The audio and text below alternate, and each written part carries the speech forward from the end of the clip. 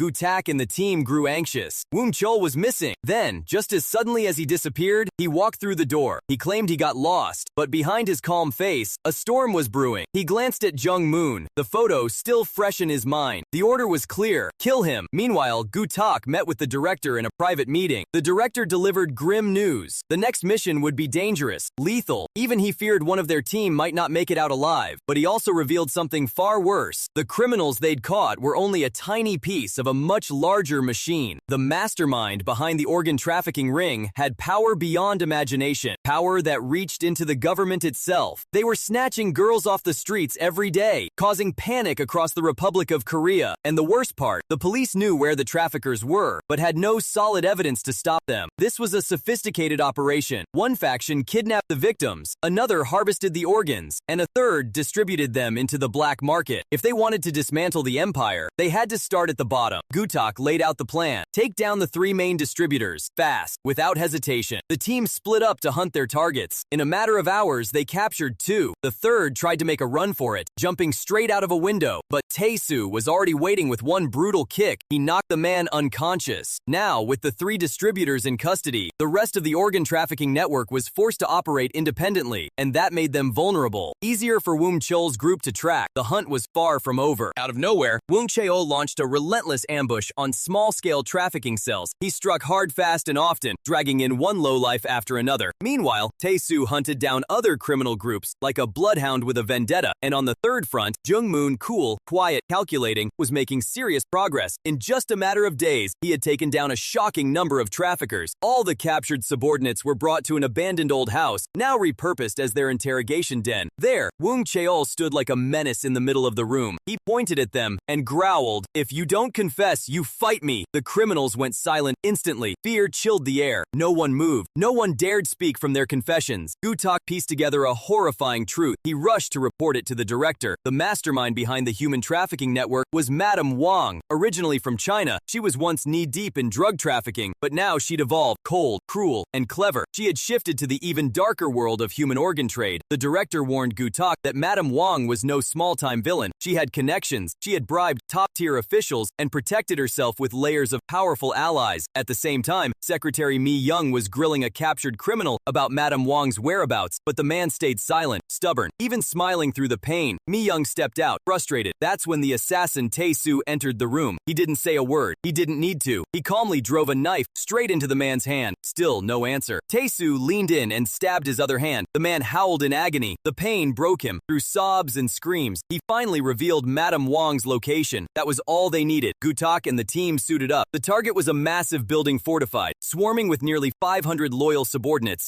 Every organ deal went through this place. Gutak knew this mission was going to be deadly, so he made the offer. Anyone who survives tonight gets 10 years off their sentence. Meanwhile, Madame Wang, a woman scarred on the outside and even more monstrous within, was already making her next move. She just captured a young boy because his father owed her money, the debt amount exactly equal to the black market price of the father's eyes. Without hesitation, she had the boy's father dragged to a furnace room where his eyes were harvested like inventory, and as this horror unfolded, Gutak and the team finally arrived at the heavily guarded building. With unwavering confidence, Gutak led them to the gate and flashed his police badge. "We're here to speak with Madame Wang about money." The guards allowed them in, but on one condition. All phones had to be left behind. Inside Madame Wang's phone buzzed. A message, "They're here." Someone in the police had tipped her off. Realizing the gravity of their mistake, the four teammates shared a single glance. There was no going back. Now Gutak was taken alone to meet Madame Wang in the elevator with a stranger. He felt the tension rise, instinct kicked in. He drew his gun ready to shoot if needed. Meanwhile, the other three were being escorted deeper into the building, not to negotiate, not to talk to be eliminated, but Jung Moon, the genius, saw through the deception. Immediately, his eyes scanned the route, the armed guards, the subtle looks. "We've been exposed," he said sharply, and the clock started ticking. The moment the elevator doors slid shut, chaos erupted. Gutak turned on the man beside him, unleashing a brutal fight in that cramped metal box. Outside, the guards drew their blades, charging straight at Tae-soo Wung Cheol and Jung Moon. But the trio, battle-hardened and merciless, held their ground, and thanks to Wung Cheol's raw power, they made quick work of their attackers, bodies dropping like dominoes in the middle of the action. Tae-soo urgently told Secretary Mi Young they had a mole in the police force. They needed backup, and fast call the chief, he yelled. But just as Mi Young reached for her phone, bang, a sudden blow knocked her unconscious. The culprit, the very police officer standing next to her, he wasn't a cop. He was one of Madame Wang's people, watching everything from her surveillance room. Madame Wang laughed, thrilled as she watched her trap closing in back in the elevator. Gutak emerged, victorious, standing over his unconscious attacker. He knew Wang was watching without hesitation. He raised his gun and blasted the security camera to pieces, sending a message. The game had just changed. Meanwhile, a special task force arrived in the basement, but something felt off. Their commander ordered his men to switch from guns to knives, quieter, deadlier. It was all a setup. This elite squad wasn't there to save anyone. They were Madame Wang's secret hitmen. She called the commander, directly promising him a ton of gold if he managed to kill Gutak's team. His eyes lit up with greed, and that wasn't all over the loudspeaker. Madame Wang made a chilling announcement to her 500 loyal subordinates: kill just one of them and earn 5 caddies of gold. The bounty sparked a frenzy. Men scrambled for weapons. Lights were cut, doors locked. The building became a fortress of death. Tae-soo tried every window, but each one was sealed shut. They were trapped, hunted somewhere in the building. Wung Cheol walked the halls alone. That's when the ambush hit. A mob of assassins jumped him, swinging metal rods and bats. He fought back, but the numbers overwhelmed him until Jung Moon appeared out of nowhere, smashing a shard of glass into one attacker and dragging Wung Cheol out of the chaos. It was the second time Jung Moon had saved him. Their victory was short-lived. Jung Moon was badly wounded during the escape with no other option. Wung Cheol carried his injured comrade through the corridors until they stumbled into a horrifying room. Bodies, dozens, maybe hundreds. It was the corpse room. The smell, the silence, the sheer scale of it left them speechless. They had no idea how many people had been slaughtered here, but there was nowhere else to run. So for now, they hid. As they hid inside the corpse room,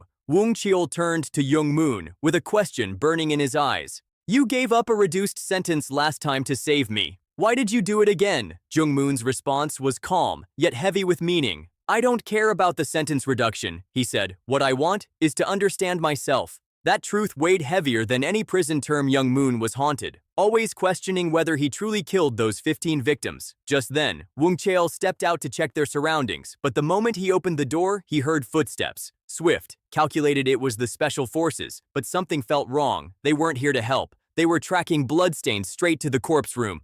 Wung Cheol froze. These weren't rescuers. These were assassins. And then a memory hit him like a punch to the gut. His old boss, the one who had abducted him, had asked him to kill Jung Moon.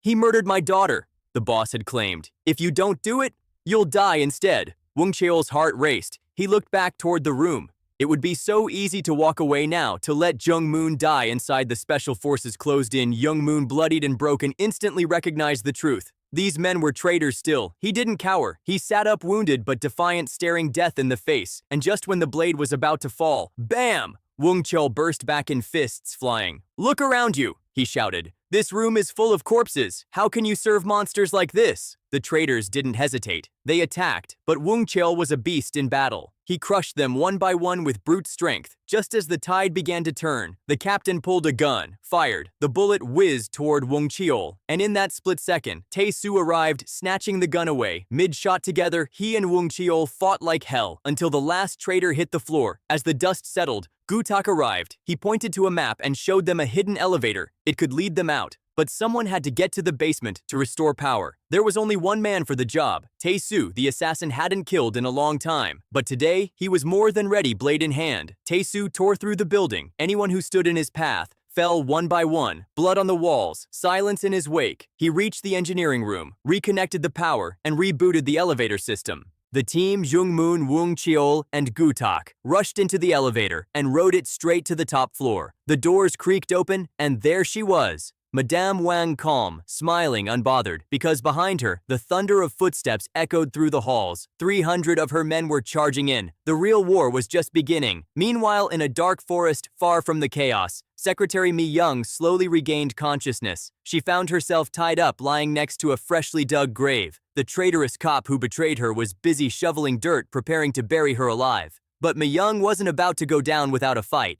Taking advantage of the moment, she quickly and quietly cut the ropes around her wrists. When the cop turned around, she was gone before he could even react.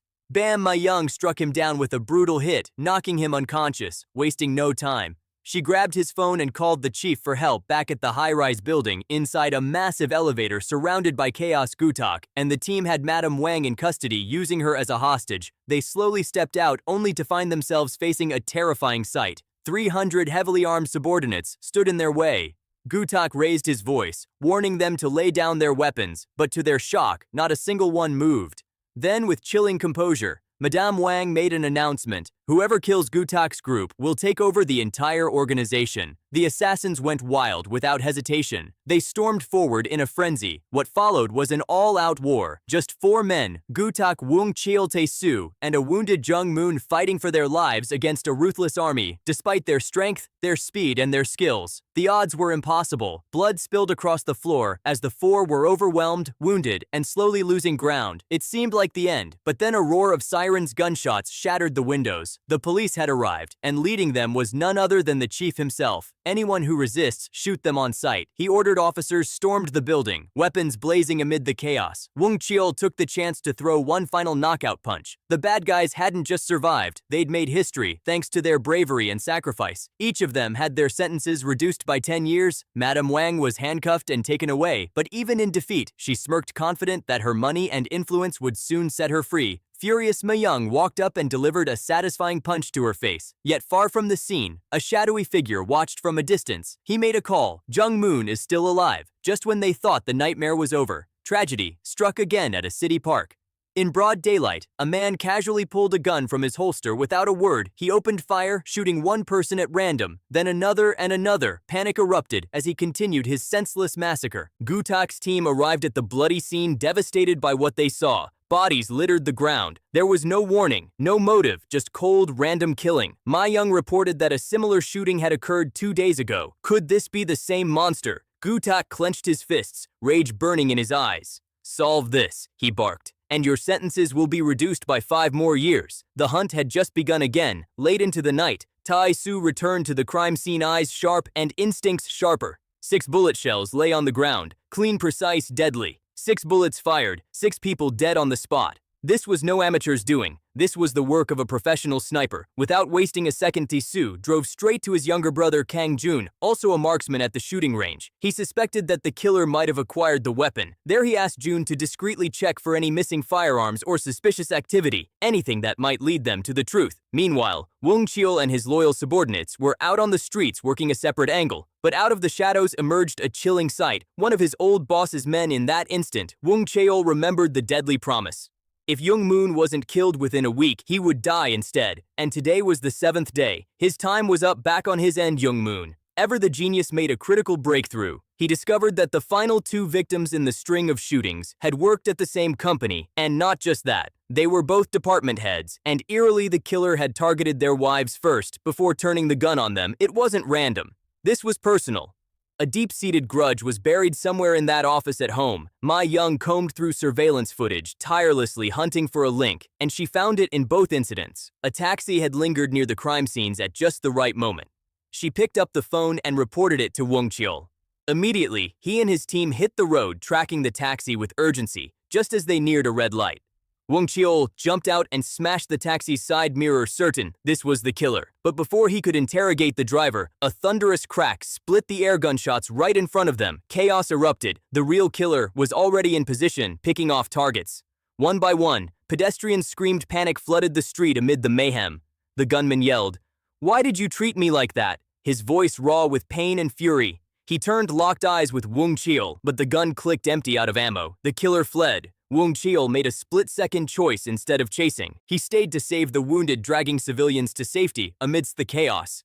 Then from the edge of the crowd, a car rolled up, and inside was the boss, cold and ruthless. 2 weeks, he said flatly. That was the deal. Young Moon is still alive now. It's your turn to die. By the time Gutek arrived, both the killer and Wang Qiu had vanished. 1 man had died on the scene. 4 others were critically injured. Mi Young confirmed the dead man was the deputy manager of the same company as the previous victims, and worse, Wang Qiu's ankle monitor had gone dark elsewhere. Deep in a remote hideout, Wang Qiu stood face to face with the boss. "Say your last words," the boss snarled, ready to deliver his sentence. But Wang Qiu didn't beg. He didn't run with defiant eyes. He said, "I'm on the trail of a serial killer. If you kill me now, you'll never catch him. You've seen how ruthless this man is. Let me finish the job. After that, you can kill me." And just like that, Wang Qiu placed his fate on the line, all for one last chance to bring justice. On the other side of town, Su's younger brother came through with a major clue. A hunting rifle had been reported stolen from a shooting range about 2 weeks ago. But before leaving, Kang Jun gave a grim warning. Their older brother had just cut off one of his legs. "Be careful," he said, dead serious, "or you'll be next." Moments later, Su's phone rang. It was Wang Qiu. His voice was heavy with urgency. The killer said something back there, asked why he was treated that way. He explained to Su, "No matter what, you have to catch him." Then he hung up abruptly. But Su didn't even get a chance to follow up. A group of strangers intercepted him. Their offer cold cash to assassinate Young Moon. Su, loyal to the core, didn't even blink. With swift, brutal force, he took down every last one of them as he demanded to know who sent them. Flashing lights lit up the alley. Police had arrived with no time to explain. Su was taken to the station for starting a fight. There he urgently told Gutak about the sniper range and the missing rifle. His hunch was solid, but time was running out now. All eyes turned to the sharpest mind in the room. Young Moon at the range. The owner confirmed something critical. 2 men used to train together there. But ever since the rifle vanished, neither had returned. Gutak and Jung Moon immediately split up to track them. Jung Moon went full force, broke in, and apprehended 1 suspect on the spot. Meanwhile, Gutak reached the second location and found a table full of bullets and a family photo. But the suspect had vanished into thin air back at headquarters. Gutak began the interrogation. The captured suspect admitted to pulling the trigger, but only under someone else's orders. Worse, the other man was still out there planning one last kill. His target, the company director. As if on cue, that same suspect was seen sitting in a taxi, gripping his weapon, eyes locked on the director's photo, loading his gun with eerie calm. The next morning, Gutak made a bold move.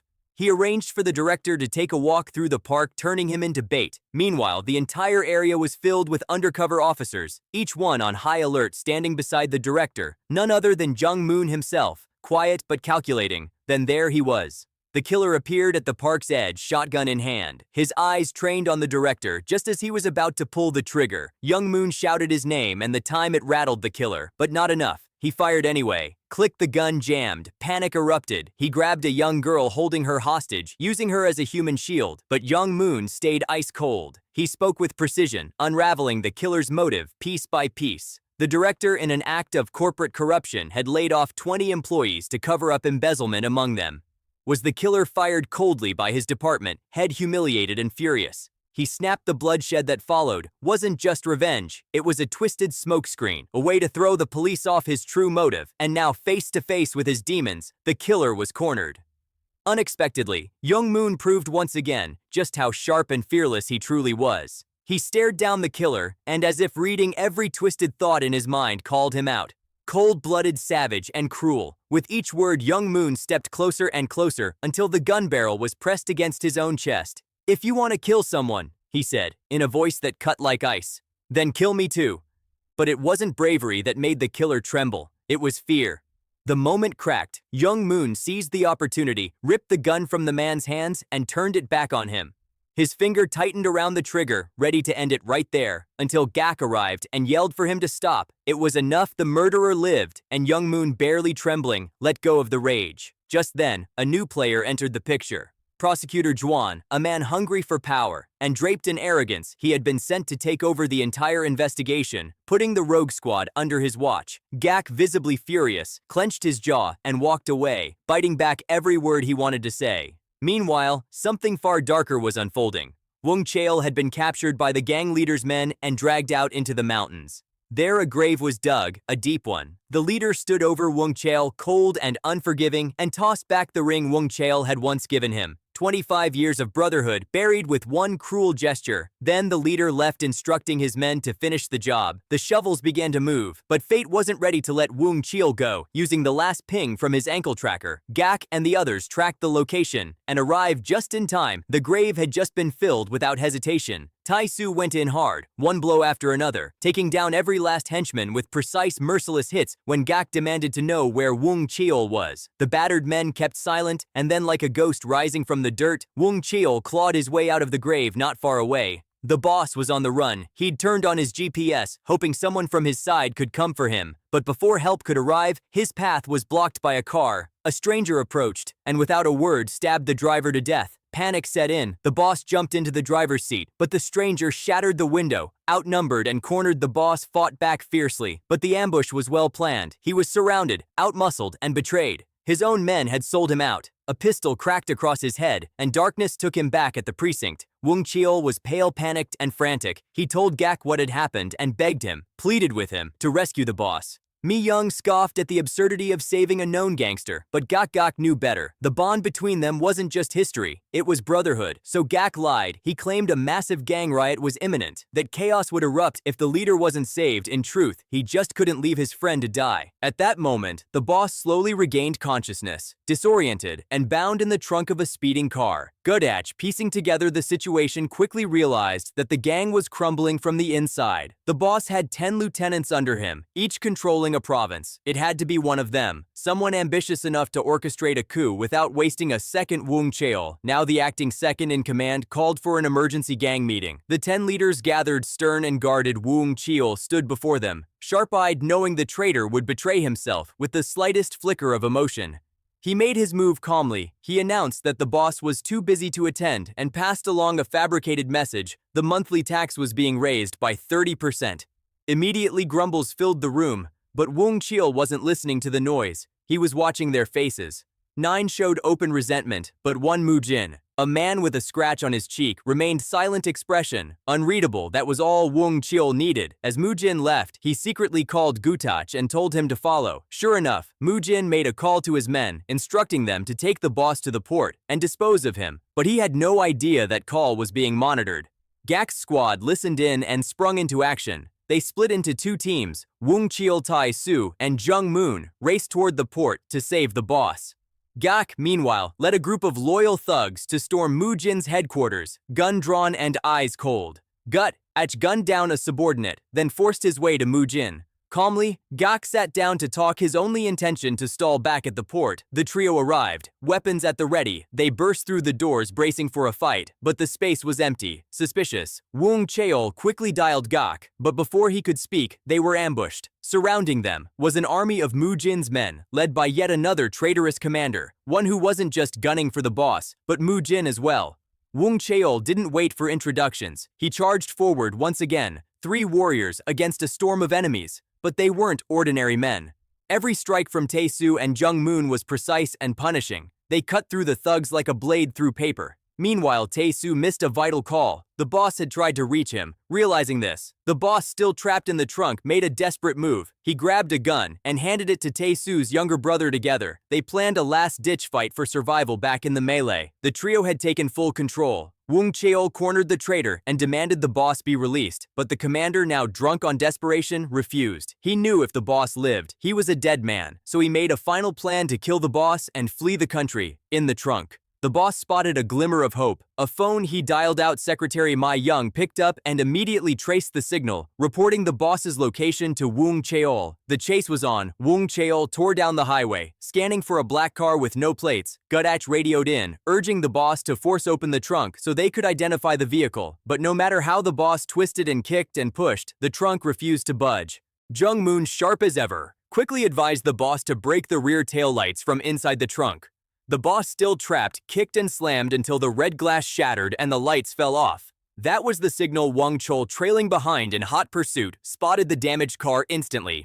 But the plan didn't go unnoticed. A bystander casually informed the traitors that their rear lights had fallen off, and in a heartbeat, the traitors knew they were being followed. They veered off course suddenly, throwing traffic into chaos. Horns blared, cars screeched, a massive traffic jam exploded behind them. But Jung Moon was already ahead of the game. Without hesitation, he snatched a motorcycle from the side of the road, revved it up, and blazed through the chaos. In a daring move, he rode up beside the fleeing car and used a wooden stick to smash its window. The traitor, shocked and panicked, lost control. The vehicle screeched to a halt and jolted violently. Everyone inside slammed forward, knocking their heads and falling unconscious. Jung Moon leapt off the bike, rushed to the trunk and flung it open. He pulled the boss out, bloodied, shaken, but alive. The rescue had succeeded, but the betrayal had only just begun.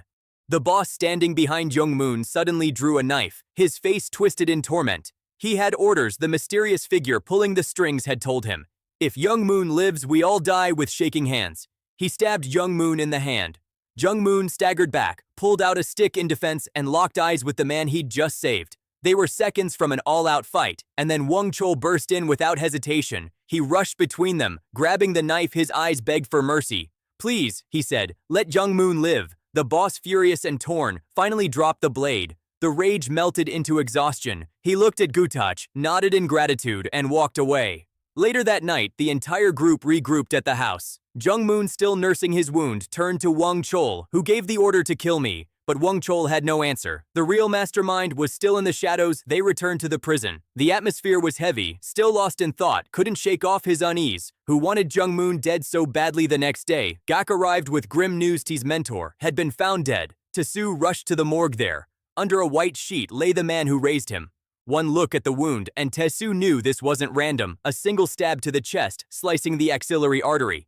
This was the work of a professional, one of Korea's top 3 assassins. As Tae-soo stood grieving, Gak received another emergency call back at the base. Prosecutor Juan, now officially leading the rogue squad, was already waiting with all authority in hand. He projected an image of the suspect on screen, matching fingerprints found at the murder scene. The photo, Tae-soo's younger brother. Tae-soo's heart dropped, but he knew that's not possible. He said, "My brother didn't do this." The team rushed to the scene. What they found shattered Tae-soo. His younger brother Kang Won was dead.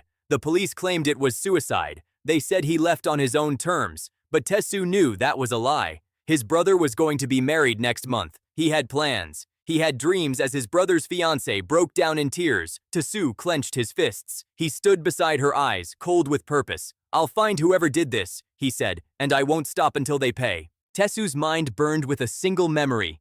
His younger brother's warning echoing loud and clear. "Be careful of our eldest brother." Now it all made sense. Among the 3 infamous assassins, the eldest brother was the deadliest. Tae-soo immediately reported this revelation to Gak. "It has to be him," he said, voice sharp with conviction. "Only my eldest brother is capable of such clean, merciless kills." Wasting no time, Tae-soo went straight to a known broker to get more intel on his brother's movements. But the game had changed. Mr. Kim, the old broker, had retired. Now a younger contact had taken his place, and he wasn't nearly as cooperative. Meanwhile, Gak arrived at the scene of Kang Won's death, following faint blood trails. He crouched beneath a dusty table, and there it was, a photo, not just any photo, a photo of Jung Moon across town. Young Moon was studying surveillance footage of the incident, but before he could make sense of what he was seeing, a gang of armed thugs stormed into the room. Chaos erupted, but they didn't know Wang Chol was nearby. Like a shadow he appeared, and dismantled the attackers one by one elsewhere. Tae-soo tracked down the new contact and, with no time for pleasantries, shoved him into a steaming hot bath, demanding answers. Who hired my brother to kill Young Moon? The man gasped for air, barely able to talk, but finally spilled. He didn't know the man's face, only that the mysterious client later brought in Tae-soo's eldest brother for the job. At that exact moment, Young Moon stood outside alone. A figure passed by, seemingly harmless, until a blade was suddenly driven into his armpit. Young Moon collapsed bleeding. Fortunately, Wang Chol rushed in just in time, scooping him up and racing to the hospital as the news broke. Tae-soo arrived at the scene, panic and rage in his chest. Gak shared what they found. Wang Chol's fingerprints were on the knife. Everyone was stunned. Gutach frowned. It's them. The assassins are framing us. Tae-soo turned back to the contact, hoping to get more out of him. But when they reached the location, it was too late. The contact had already been murdered far away. The man who stabbed Young Moon received a call. It was Tae-soo's eldest brother. The moment the line went dead, the elder calmly walked over to the assassin, wrapped his arm around his neck, and with a heartless twist, snapped it one more loose end, eliminated his face. Now revealed was cold and composed as ever. Then the call came. He wanted to meet Tae-soo, the rendezvous point, the port. But that wasn't all. As Young Moon lay recovering in the hospital, the same assassin moments before his death had been given one final mission. He entered the hospital with a small vial of poison ready to inject it into Young Moon's fourth. What he didn't expect was Wang Chol standing by. The moment the assassin raised the syringe, Wang Chol launched forward and punched him square in the face. The two clashed fiercely in a violent scuffle, but Wang Chol, unrelenting, knocked the killer down and neutralized the threat just in time. Back at the port, Tae-soo faced his eldest brother in a deadly reunion. His voice trembled, not from fear but fury. Why did you kill my master? Why did you murder Kang? Wan, the eldest brother, unmoved, replied coldly. The mysterious client wanted you dead. Your master Kang Wan, they tried to protect you, so I removed them. Tae-soo's fists clenched as fury surged through him. The man who once shared his blood had spilled everyone else's, and now vengeance was all Tae-soo could see. He slipped on his black gloves like a soldier donning armor before battle. Then without hesitation, Tae-soo charged at his eldest brother. The two deadliest assassins in Korea locked in a brutal fight. Fists flew, feet pounded the ground, and steel flashed. The eldest brother held the edge. Literally, with a knife in hand, he slashed across Tae-soo's arm, in a blink, drawing blood, but not fear. In a flash, Tae-soo grabbed a wooden board from the side, swung it hard, and caught his brother off guard. Then, with nothing but a small shard of wood, Tae-soo turned the tide like a true warrior. He stabbed his brother in the thigh, then straight into the armpit, crippling him piece by piece, blow by blow. Tae-soo emerged victorious. He pinned his brother down, and all it would take was a twist of the neck, one move to end it all. But Tae-soo wasn't the same man anymore. He hesitated, looked into his brother's eyes and said, "We're family. This isn't your fault. It's the man who hired you." But guilt ran deeper than forgiveness. His brother overcome with shame for killing Kang Wan, and their master took his own life, right in front of Tae-soo. Broken Tae-soo walked home in silence and sorrow. Their Suk was waiting. She smiled gently and thanked him again for saving her life. He wanted to tell her the truth, that he was the one who had killed her husband. But the words refused to come out. Instead, he sat on the stairs silently crying, mourning the loss of his master and both his brothers, the weight of regret crushing him. Meanwhile, at the hospital, Young Moon opened his eyes slowly, waking from a nightmare only to be greeted by a voice message. The man who held his memories had been found heart-pounding. He threw on his shirt and left the hospital, following the address. He arrived at a secluded place where he finally met Kong-soo, the man who'd been shadowing him for years. Jung Moon needed answers. Had he really killed 15 innocent people? Kong-soo didn't lie. He revealed a horrifying pattern. He had followed Jung Moon day and night, and wherever Jung Moon went, murders followed. Every time Jung Moon entered a home, someone inside would die within the hour. Kong-soo handed over photos documenting the truth, and behind the wall, Gutach listened in his face, stiff with shock. One of those victims had been his daughter. Kong-soo described everything with chilling detail. Every Tuesday night at exactly 8 p.m., Jung Moon would leave hunt and return, and every Tuesday, someone died. Jung Moon stared at the photos in horror and whispered, "But did you ever see me kill anyone?" Then he noticed something. Every crime scene had one detail in common: a black car parked nearby. It became clear to him he wasn't alone. Someone else was always there. perhaps the real killer. The black car was his only lead, but outside the walls rage burned in Gutach's chest. He had heard enough convinced that Jung-moon was his daughter's murderer. He followed Jung-moon that evening, as shadows swallowed the streets and vengeance poisoned his mind. Gutach pulled out his gun, trembling with pain and rage. He aimed ready to end the man he believed had shattered his world, just as he was about to pull the trigger. A police car screeched to a halt, just in time to stop Gutach from pulling the trigger. It was Prosecutor Juan and Secretary Ma Young. They'd arrived to escort Jung-moon back to the hospital. A moment later, Jung-moon was lying in bed once more recovering, but Gutach was there, waiting, his eyes burning with grief and fury. He leaned in and asked coldly, "Were you happy when you killed my daughter?" His voice cracked under the weight of sorrow, but Jung-moon wasn't rattled. Instead, he calmly looked Gutach in the eyes and asked, "Are you absolutely sure that I killed her?" His question cut through the tension like a blade. "If you want the truth, then help me find it. Help me find the black car. It's the only lead to the real killer." Gutach, still shaking with emotion, took a deep breath and agreed. He rushed back to the police station, where his team quickly tracked down the owner of that mysterious car. His name was Jin Suk, an illegal taxi driver with a long, shady record. Gutach wasted no time. He returned to the hospital, shared the intel with Jung-moon, and the two immediately went outside and called the illegal cabbie to pick them up. When the driver pulled up, Jung-moon's eyes locked onto him, and a chilling memory flooded back. This was the man who had always been with him whenever a murder happened. The driver's face turned pale when he saw Jung-moon, and before he could flee, Jung-moon grabbed him and beat the truth out of him. Jin Suk confessed in a panic. He wasn't the mastermind. He had only followed orders from a man named Dr. Kim. Without wasting a second, the duo raced to the hospital, but the nurse informed them Dr. Kim had moved a year ago. They followed the new address deep into a rural area, and there in the distance Dr. Kim appeared. But the moment he saw them, he bolted. Gutach charged after him and tackled him to the ground, preparing to cuff him for questioning. But then something shocking happened. Jung-moon stepped forward and tasered Gutach, knocking him unconscious in one electrifying instant. Turns out Jung-moon hadn't forgotten what Gutach did last night, pulling a gun on him. Now trust was gone. He wanted to finish this alone. Jung-moon dragged Dr. Kim into the car, but before he could escape, Dr. Kim injected him with an anesthetic. Jung-moon collapsed and was dragged away. Now Gutach called Jung-moon's phone over and over with no answer. He was furious and helpless. He returned to his old house, pacing around, smashing things, lost in a whirlwind of grief. He thought back to 2 years ago when the murders first began, and his daughter became the 14th victim. There had been no fingerprints, no physical evidence, just pain and silence. The killer even clipped the victim's fingernails to avoid leaving DNA, every trace carefully erased, a ghost in human form. Gutach clenched his fists.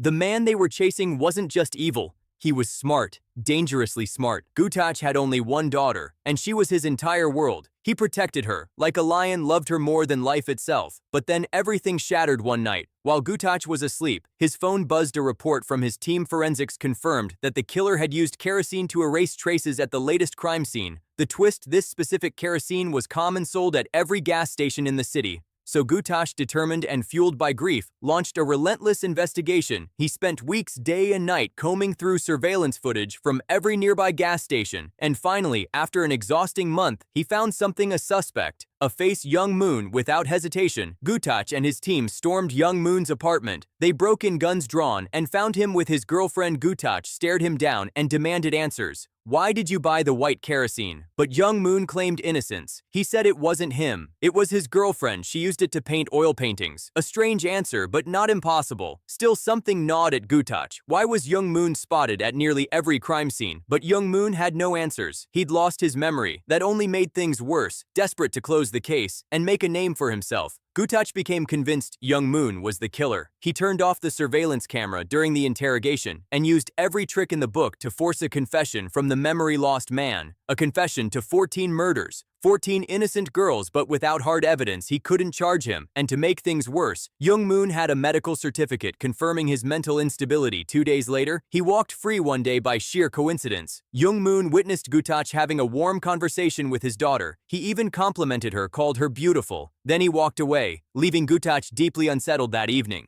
Gutach sat down for dinner, waiting for his daughter to return. Just as he was about to take his first bite, he received an urgent call and rushed out. Moments later, his daughter came home. The door knocked, thinking it was her father. She opened it with a smile, But it wasn't her father, it was the killer. By the time Gutach returned, she was gone, murdered in cold blood. Gutach's world collapsed, and in his heart, he knew he believed that Young Moon was the one who did it. No one could convince him otherwise. When he went to the morgue to see his daughter's body, the forensic doctor mentioned the killer had used kerosene to clean the body. The same kerosene and Young Moon had been brought to the scene earlier that day. That was the final straw. Gutach snapped. He stormed over to Young Moon, gun in hand, ready to end it all, but his teammates intervened, stopped him just in time. Still, the damage was done. His superiors fired him, but Gutach didn't care. Revenge had consumed him. He tracked down Young Moon's girlfriend and discovered her life was spiraling too, drowning in debt, working as a waitress just to survive. Gutach made her an offer, money, lots of it, in exchange for one thing: frame. Young Moon pretend he tried to kill her. The girl, desperate and greedy, agreed, and so the trap was set. She went home,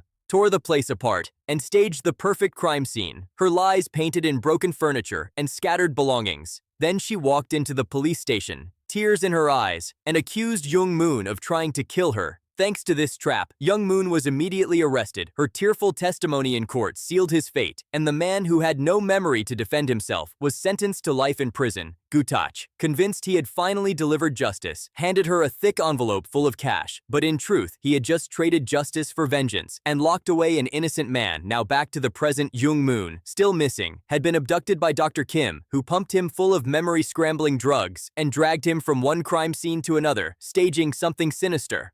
Meanwhile, Gutach reported Young Moon's disappearance to Mi Young and wasted no time joining the hunt across town. Tragedy struck again. Wang Chol received word his boss was dead, shattered and grieving. He rushed to the morgue, where prosecutors revealed that the fingerprints on the murder weapon matched the surveillance footage, and that footage showed Young Moon. It was clear the killer had set up Young Moon, but to Wang Chol, the evidence was irrefutable. Rage consumed him at the funeral. He stood tall before 800 loyal men and distributed photos of Young Moon. His voice thundered across the room as he ordered all 30,000 gang members to find Young Moon and bring him down within 3 days. The greatest manhunt of his life had begun elsewhere. Young Moon finally woke up, only to discover his hands drenched in blood. Disoriented, panicked, unable to remember a thing. And before he could even question what happened, Dr. Kim appeared again, with his twisted smile and his electric weapon, once more shocking Young Moon into unconsciousness. While Gutach raced across the city, gathering police support to track down Dr. Kim, the mad doctor dragged the unconscious Young Moon to a dark location and ordered his men to finish the job just then. As fate would have it, a gang patrol spotted Young Moon tied up inside a van at a red light. They charged forward, convinced their hunt was over. They yanked the door open, but were struck down by the assassins guarding him. One man was thrown violently onto the road. Chaos erupted, and in the middle of it all, Young Moon seized.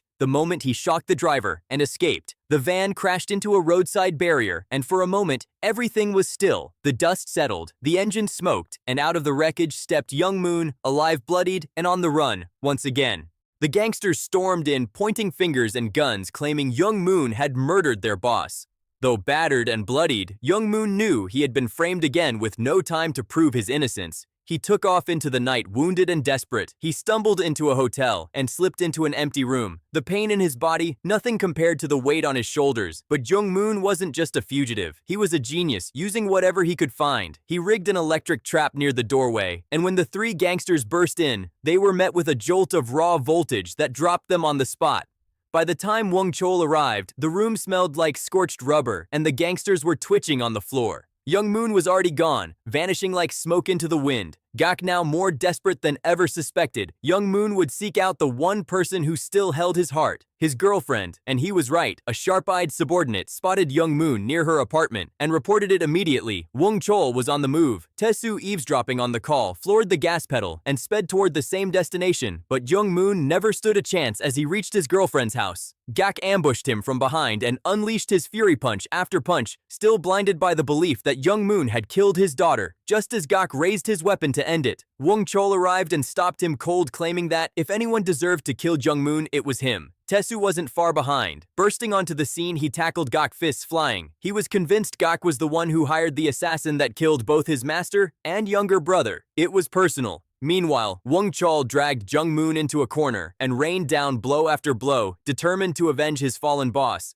He never once stopped to consider the truth. He was about to kill the very man who had saved his life. Time and again, back on the other side, Tesu raised his gun and pointed it at Gak's head. He gave Gak one last chance to say his final words, but Gak just smiled, bloodied and unflinching. Tesu's finger trembled on the trigger, but in the end, he couldn't pull it. He chose to believe in Gak. Meanwhile, Wang Chol pulled out a knife eyes wild and prepared to end Jungmoon's life. But Jungmoon didn't resist. He welcomed death. After years of being falsely accused of killing 15 people, he was ready for peace. But something in his words struck Wang Chol like lightning. The hatred drained from his eyes. He dropped the knife. At last he believed Jungmoon wasn't the killer. Wang Chol vowed then and there to help clear his name across town. Evil stirred. The director of the task force walked into a remote meeting with prosecutor Juan. Unaware of the betrayal to come, in a flash of silver, Juan plunged a knife into the director's chest. Driven by his thirst for power and absolute control. Back at HQ, the four men, Taesu, Wang Chol, Gak, and Jungmoon, finally set aside their pain and grudges. They united for one purpose: to find the man who had manipulated them all. Dr. Kim just then. Gak's phone rang. It was the director, bleeding and gasping for breath. His final words crackled through the speaker. Stay calm and find the murderer, and then silence the bad squad. Race to the scene, hearts pounding. But they were too late. The director lay dead. The game had changed. The true enemy had just revealed himself. Suddenly, Prosecutor Jae Hwan stormed in, flanked by a squad of police officers, his arrogance filling the room as he blamed the rogue squad for the chief's death. But before he could finish, Gutach grabbed his hand, cutting him off sharply. "You stabbed too hard. That's why you got cut." The exact words left the prosecutor dumbfounded and speechless. Furious, Jae Hwan barked orders for his men to eliminate Gak's group on the spot. Jungmoon's eyes locked onto one subordinate and immediately recognized him as an assassin, his martial arts skills rivaling even the deadly Tasu. Chaos erupted as the two sides clashed fiercely. T battled the police captain, Wang Chol felled a man with a single punch, and Gak provided cover from the outside, firing his gun with precision. Meanwhile, Jungmoon showed his cunning, skillfully maneuvering his way through the siege to rescue his team and make a daring escape. Enraged, Prosecutor Jae Hwan blamed the police captain for letting them slip away and ordered all troops to regroup and wipe out Gak's squad without mercy. Swiftly, he called the government to report the rogue squad had killed the chief and escaped. An emergency all-police meeting was convened, and the news blasted nationwide. The infamous four had killed the chief and were now fugitives. Wanted posters and urgent bulletins flooded every channel, with strict orders from Jae Hwan that if anyone encountered the four, they were to be shot dead immediately. No arrests allowed. Cornered with nowhere to run, Gak and his comrades took refuge in an abandoned house, knowing their first mission was to capture Dr. Kim, the linchpin connected directly to Prosecutor Jae Hwan's deadly assassin. So the entire conspiracy could be exposed. But when they set out to find Dr. Kim, they discovered he'd already been whisked away by the police. Jae Hwan himself had assigned someone to guard Dr. Kim. Yet Jungmoon, ever the strategist, concocted a plan. That very night, he called Myung for help. Suddenly, Dr. Kim's house plunged into darkness with a mysterious power outage. Myung reported urgent news. "The bad guys are inside. Get out and hide." Dr. Kim slipped down to the basement, desperate to escape. But before he could reach his car, the police chief blocked his path. Distrustful and desperate, Dr. Kim bolted toward the vehicle, only to be caught by Gak's group waiting nearby. They forced him into the car and sped away, leaving the police helpless, chasing on foot but unable to catch up. Back at their hideout, Wang Chol interrogated Dr. Kim, but the man refused to speak, until Tasu silently smashed Dr. Kim's foot with a hammer. The pain broke his resolve, and Dr. Kim finally spilled everything, unraveling the twisted web behind it all. Dr. Kim revealed a chilling truth.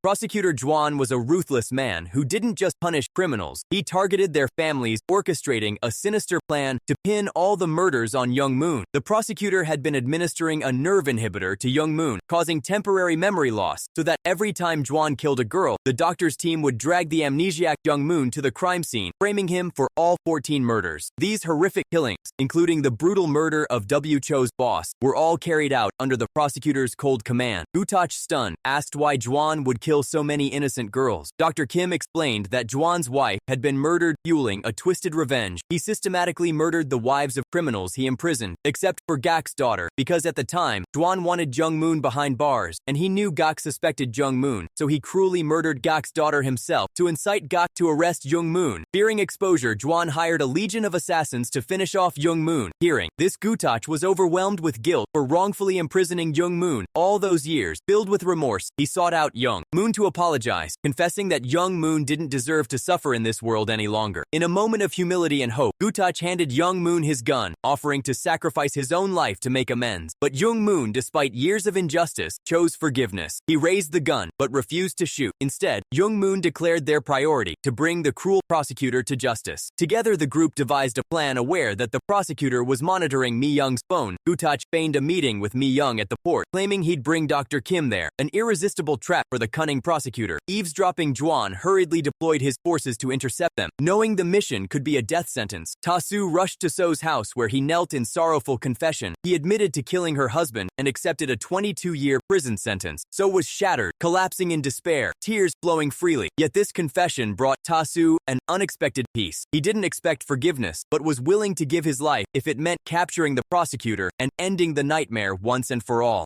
The next day, the group gathered for the ultimate showdown. Prosecutor Juan unleashed hundreds of assassins to ambush them at the port, but Gutach played a clever trick. He pretended to make a call revealing Dr. Kim's location on a ship. The prosecutor, overhearing this, believed it was real and ordered his men to swarm the ship immediately.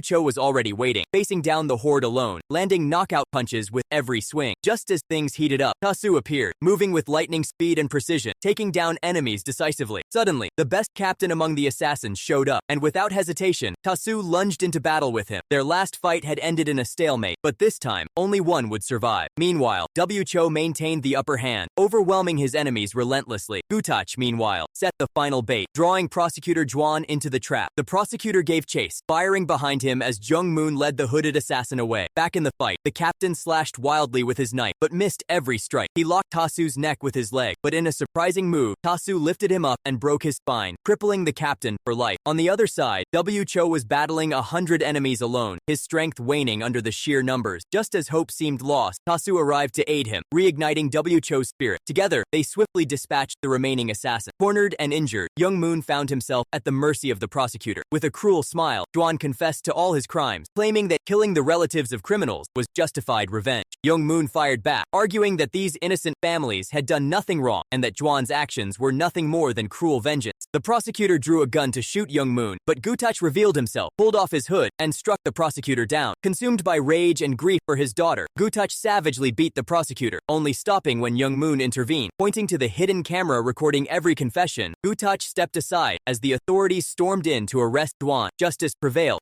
Cho and Tasu had their sentences reduced to just a few years, and Young Moon was fully exonerated and released. The story ends here, but if you found this thrilling, please subscribe to the channel to support us. Goodbye, and see you again in the next video.